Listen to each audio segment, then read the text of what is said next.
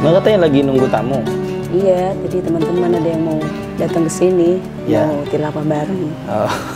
Jadi kita lanjutin dulu ya. Ya, Mau aku dulu, mama dulu. mama dulu deh. Oh ya gantian. udah, oke. Ya, aku Kemarin buka sampai ya. Al-Infitor. أعوذ بالله من الشيطان الرجيم بسم الله الرحمن الرحيم إذا السماء انفطرت وإذا الكواكب انتثرت وإذا البحار فجرت وإذا القبور بعثرت علمت نفس ما قدمت وأخرت يا أيها الإنسان ما غرك بربك الكريم الذي خلقك فسواك فعدلك في أي صورة ما شاء ركبك كلا بل تكذبون بالدين وإن عليكم لحافظين كراما كاتبين يعلمون ما تفعلون إن الأبرار لفي نعيم وإن الفجار لفي جحيم يصلونها يوم الدين وما هم عنها بغائبين وما أدراك ما يوم الدين ثم ما أدراك ما يوم الدين يوم لا تملك نفس لنفس شيئا والأمر يومئذ لله. Gantian lanjutin. Oke. A'udzu billahi minasyaitonir rajim. Bismillahirrahmanirrahim. Wailul lil mutaffifin alladhina idza iktalu 'alan nasi yastawfun wa idza kaluhum aw wazanuhum yukhsirun.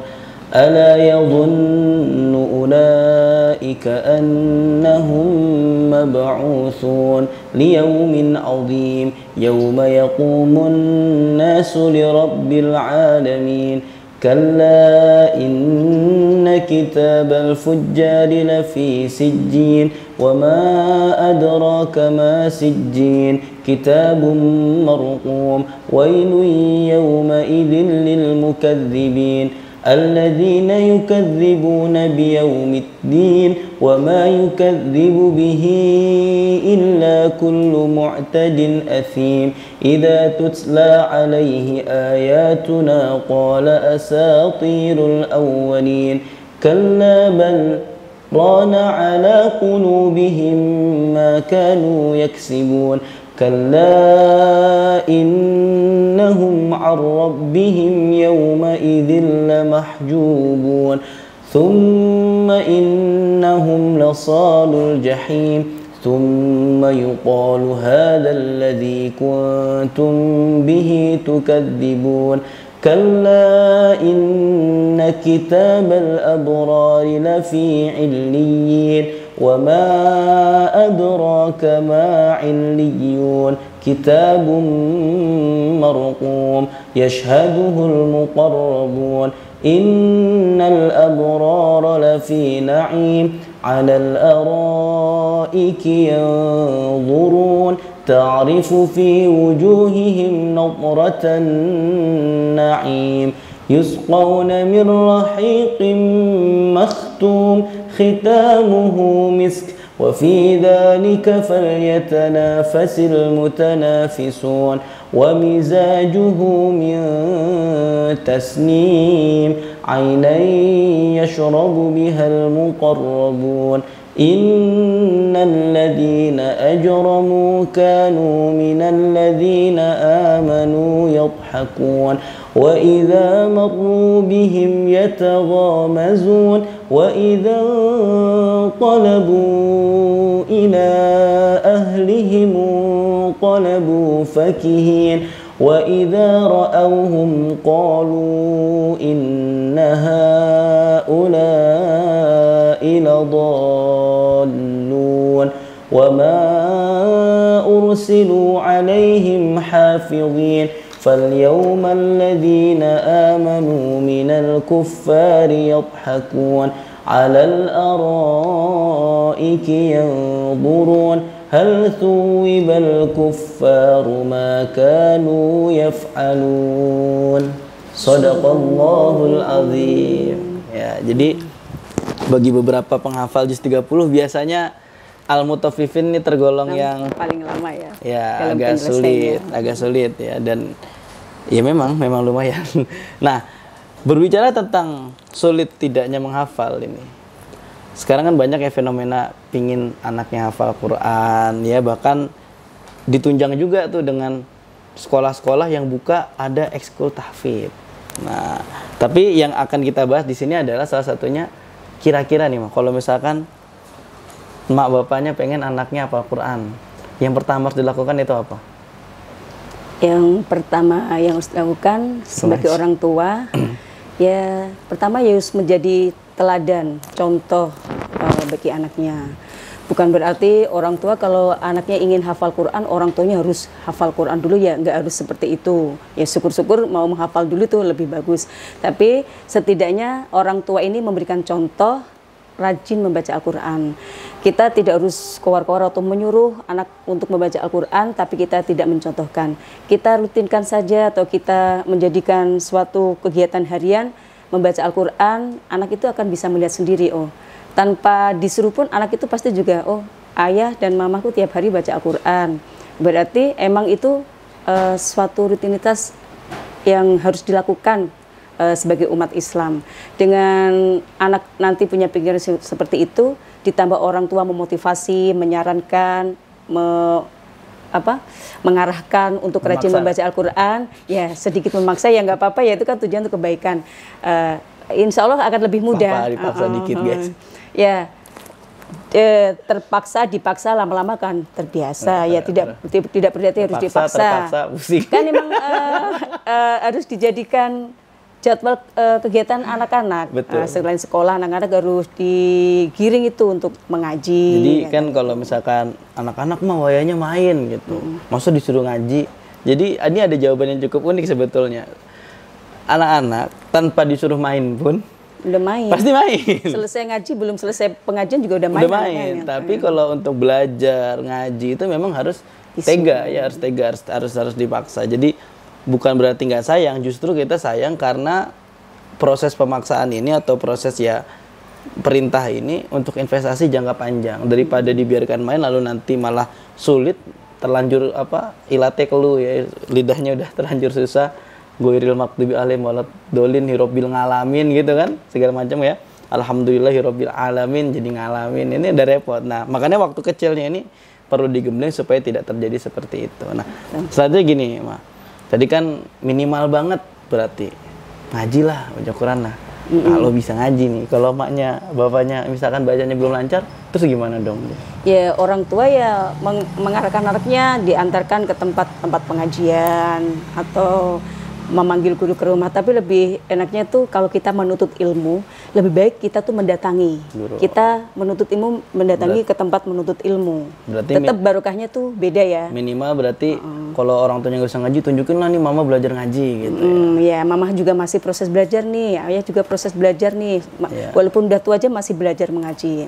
Itu kan akan lebih mudah anak-anak bisa menerima nasihat dari orang tua. Betul. Jadi jangankan relasinya orang tua dan anak ya, kalau misalkan kita ke orang lain saja itu ada peringatannya dalam Quran, atamuruna nasa bil birri wa tansawna anfusakum ya, masa nyuruh kebaikan tapi ngelupa dirinya sendiri gitu kan ya, wa antum taslunal kitab afala ta'qilun. Nah selanjutnya ini yang perlu kita soroti bersama adalah memang faktor keteladanan itu dalam berbagai penelitian ya, salah satunya terbaru ada tahun 2023 dan 2024 menjelaskan jika uswah atau kudwah atau teladan itu menaruh porsi kurang lebih 56,5% untuk pengaruh daripada contoh itu. Jadi kalau misalkan kita mengharapkan sesuatu dalam proses pengkaderan ya, proses penanaman nilai, moral, ilmu, itu 56,5%-nya ditunjang dengan keteladanan. Selanjutnya yang perlu kita ketahui bersama teman-teman, sobat, bolo, konco, orang tua itu di dalam Al-Quran memiliki derajat yang luar biasa tinggi. Dari mana tuh kita bisa tahu? Kan? Dari mana derajatnya kita tahu bisa tinggi? Bahwasanya istilah birrul walidain, ya, kata albir ini kan artinya baik, kebaikan. Dan sedangkan dalam Quran baik itu banyak mah. Ada hasanat, ada khair, ya, dan lain sebagainya, itu artinya baik. Cuman setiap kalimat ini semuanya ada lawan katanya. Hasanat lawannya sayyiat, khair lawannya su, ya. Tapi kalau bir gak ada lawannya. Tidak ada padanan yang lawan dari kata albir, sehingga kata baik ini juga dijadikan, disandangkan pada asmaul husnanya Allah, yakni sifat albarru. Sehingga perintah birrul walidain itu ada perintah yang tinggi, menunjukkan tingginya pula derajat orang tua. Tapi ya seperti tadi Mama bilang, punya kewajiban atau keharusan untuk memberikan contoh sebelum memberikan perintah. Nah, tujuan ini utamanya adalah karena derajat yang tinggi itu mesti ditopang dengan yang namanya tanggung jawab yang besar. Nah, kira-kira gitu ya, Maya? Iya, betul, betul. Nah, kalau misalkan dari Mama sendiri, misalkan dalam hal tanggung jawab ini paling minimal banget yang mesti dilakukan orang tua itu, kalau dalam unsur contoh ya, bukan hanya dalam ngaji, itu apa?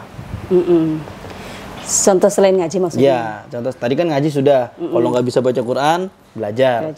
Kalau sudah lancar baca Quran, tunjukin rajin ngaji. Nah, kalau selain itu contohnya, yang paling sederhana lah. Ya, sebagai orang Islam ya seperti pelaksanaan sholat ya. Kadang kan banyak ya orang tua yang ngeluh atau cerita, disuruh sholat susah banget nih ya. Ya kita mencontohkan rutin setiap adzan kita langsung segera sholat.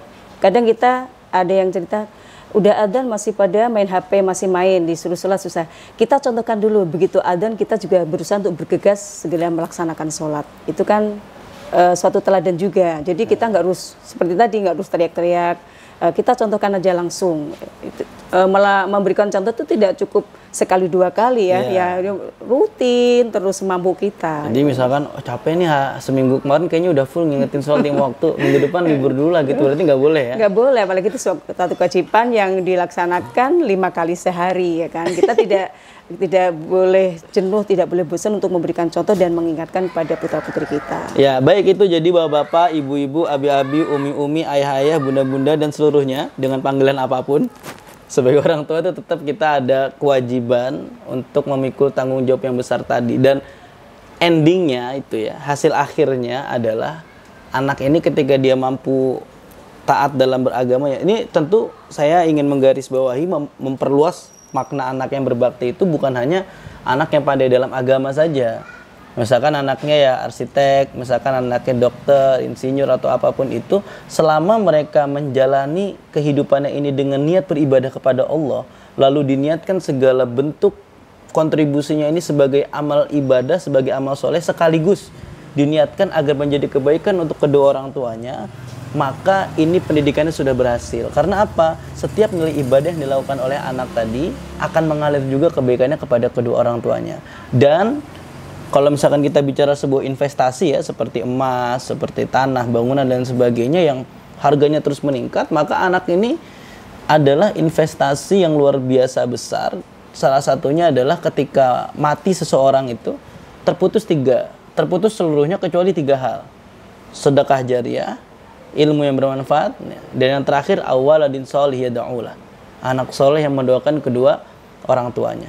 Dan ini berguna betul bagi orang tua yang sudah wafat nantinya. Ketika anaknya bisa mendoakan, anaknya bisa memberikan kebaikan, bahkan mungkin anaknya membeli sebuah wakaf lalu diniatkan untuk orang tuanya, itu akan menjadi investasi jangka panjang. Dimana yang saat dikubur itu ya, la dhilla illa dhilluh, nggak ada pertolongan kecuali pertolongan Allah. Tiba-tiba punya anak yang seperti ini akan menjadi investasi yang sangat-sangat besar. Maka tetap semangat, istiqomah, dan jangan menyerah. Wallahu muwaffiq ila aqwamit thoriq. Wassalamualaikum warahmatullahi wabarakatuh. Waalaikumsalam warahmatullahi wabarakatuh.